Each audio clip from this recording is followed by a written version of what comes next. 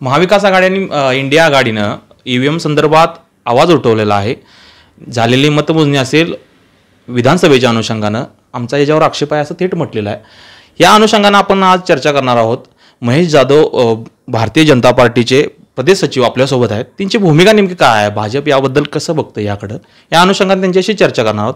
साहेब काय सांगाल, नेमकी या संदर्भात नेमकी काय भूमिका असणार? खरं तर ईव्हीएम हे मशीन काँग्रेसच्या काळामध्येच या ठिकाणी आलं. त्यानंतर अनेक निवडणुका झाल्या. प्रत्येक निवडणुकीच्या वेळेला ईव्हीएमच्यामध्ये चर्चा होती. परंतु ज्या वेळेला विरोधकांचा त्यामध्ये विजय होतो त्यावेळी ईव्हीएमवर चर्चा होत नाही, त्यावेळी ईव्हीएमवर ह्यांचा आक्षेप नसतोय.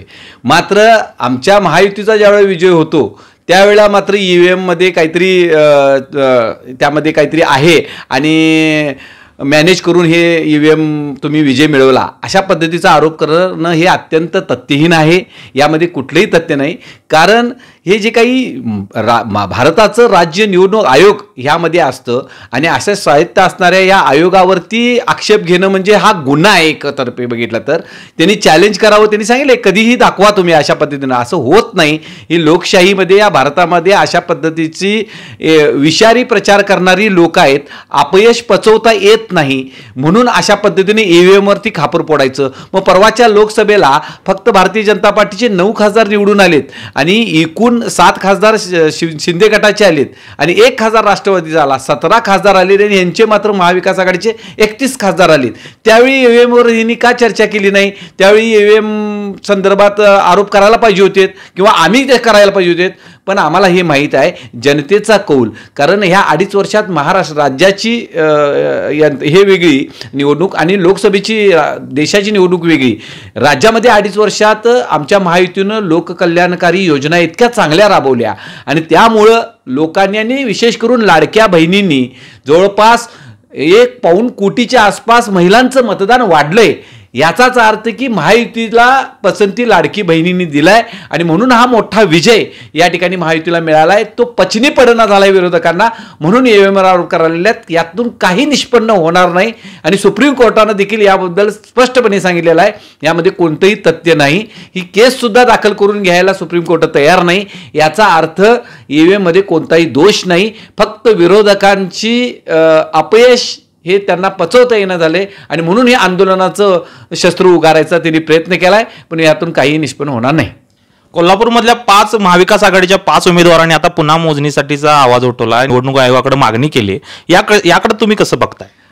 कसं आहे की जरूर त्यांनी त्यांचा तो अधिकार आहे.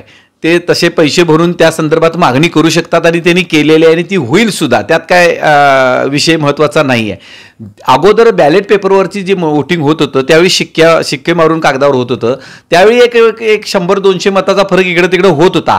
आता हे मशीन आहे. या मशीनमध्ये एका दुसऱ्या मताचा सुद्धा फरक पडत नाही आणि काय ठिकाणी 15, 20, 30 हजारच्या फरकाने निवडून आल्यात तरी देखील त्या ठिकाणी पुनर्मतमोजणीची मागणी केलेली आहे.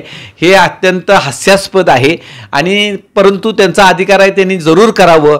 पण आत्ताच मी तुम्हाला यासाठी सांगतो यामध्ये 1% सुद्धा कुठल्याही मतदारसंघामध्ये असा कुठलाही बदल होणार नाही.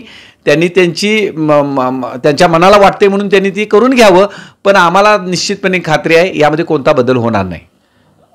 इंडिया आघाडी खास करून काँग्रेस राज्य आणि राष्ट्रीय पातळीवर आता मोर्चे बांधणीच्या अनुषंगाने तयारी करते. याकडे कसं बघताय, नेमकं काय?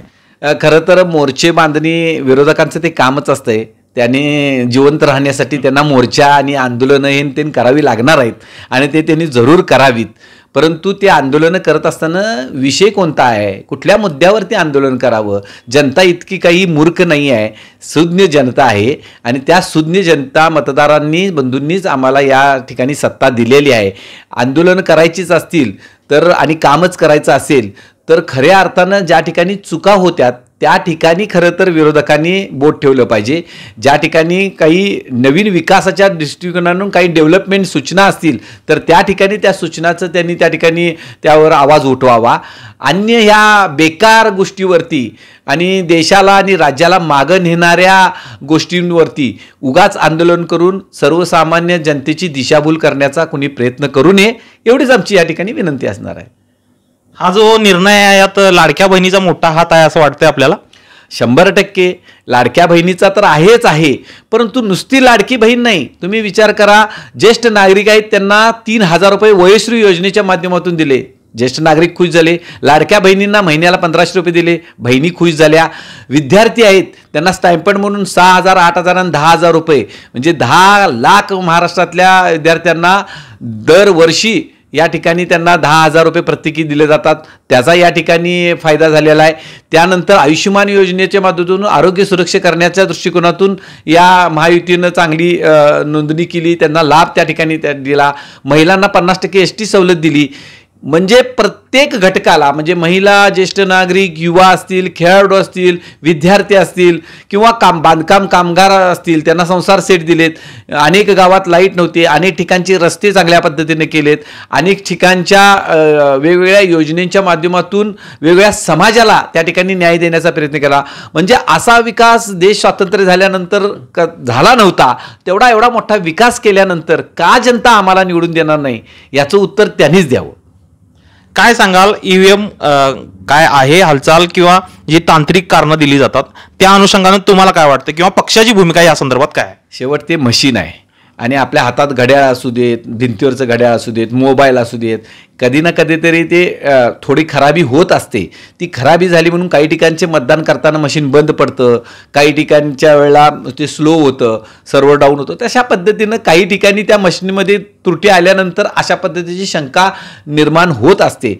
परंतु मला काही वाटत नाही यामध्ये EVM मशीनवरती कुठलाही आक्षेप आणि कुठलाही त्यात शंका घेणं म्हणजे हे पूर्णपणे चुकीचं आहे. यातून मी मगाशी म्हटल्याप्रमाणे काहीही होणार नाही, कितीही आंदोलनं करू द्यात. सर्वसामान्य जनतेला काय वाटते ते महत्त्वाचं आहे.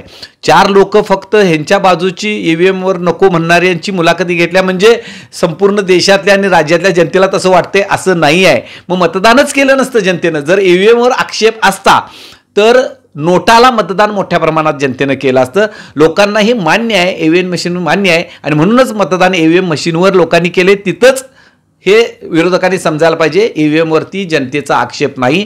विरोधक म्हणून तुमचा आक्षेप जरूर असेल, तेही तुमचा पराभव झालाय म्हणून. पण अन्यथा EVM मशीनवर कितीही आंदोलन केले तर यातून काही निष्पन्न होणार नाही. हे सरकार महाराष्ट्रातलं 5 वर्ष अतिशय चांगल्या पद्धतीने महायुतीचं सरकार चालेल आणि पुढची 15-20 वर्ष एवढं चांगलं हे सरकारच निवडून देतील जनता. इतकं चांगलं काम आम्ही करून दाखवू, हा विश्वास आम्ही जनतेला महाराष्ट्रातल्या देतोय. धन्यवाद साहेब, आपण वेळ दिला त्याबद्दल. नमस्कार. तर विरोधकांनी EVMवर किती जरी आवाज उठवला तरी ते एक तांत्रिक मशीन आहे. ज्या ज्या ठिकाणी कमी जास्त झाला असेल त्या ठिकाणी टेक्निकल कारणं बघितली असतील, मात्र सगळीकडे असं म्हणता येणार नाही, तो जनतेचाच कौल आहे असं थेट सरांनी म्हटलेलं आहे. पाहूया पुढे काय अजून अपडेट येणार आहेत. तोपर्यंत पाहत राहा डिजिटल कोल्हापूर. अशाच नवनवीन अपडेट्ससाठी डिजिटल कोल्हापूर चॅनेलला सबस्क्राईब करायला विसरू नका. आमच्या फेसबुक, इन्स्टालाही नक्की फॉलो करा.